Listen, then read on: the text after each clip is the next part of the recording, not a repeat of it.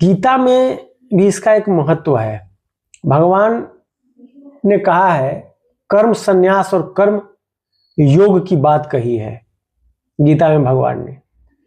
और उन्होंने एक चीज और भी कहा है कि कर्म योग कर्म संन्यास से बेहतर है।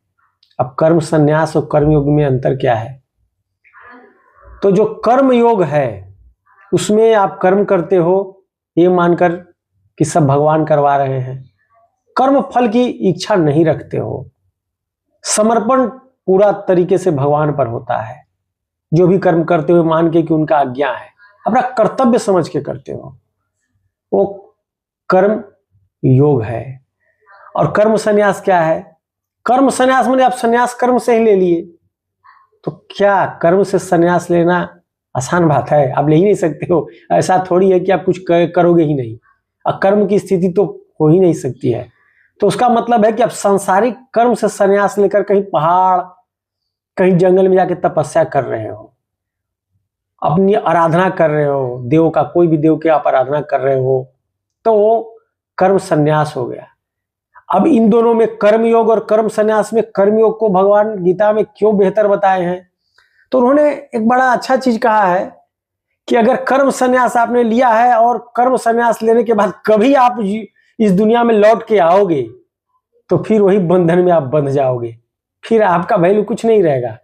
आप पुनः मुस्को भवा, पुनः मुस्को भवा का मतलब शेर से पूरा मुसक ही हो जाएंगे।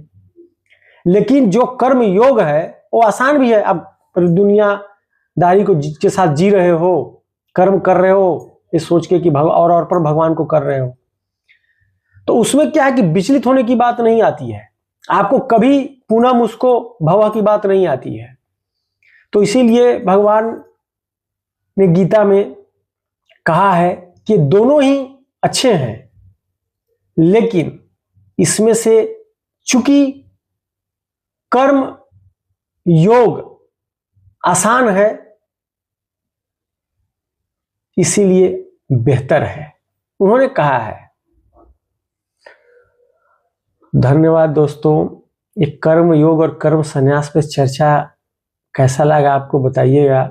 अगला टॉपिक पर फिर डिस्कस करेंगे, और खास करके वो टॉपिक जहां पे यही नहीं समझ में आता है कि अगर कर्म ही हमारे हाथ में नहीं है, कर्म ही नहीं है हमारे हाथ में, सभी प्रारब्ध में ही है, तो फिर उसका सजा हम लोग क्यों भोगते हैं? ये हमेशा दिमाग में आता है और ये बहुत ही टफ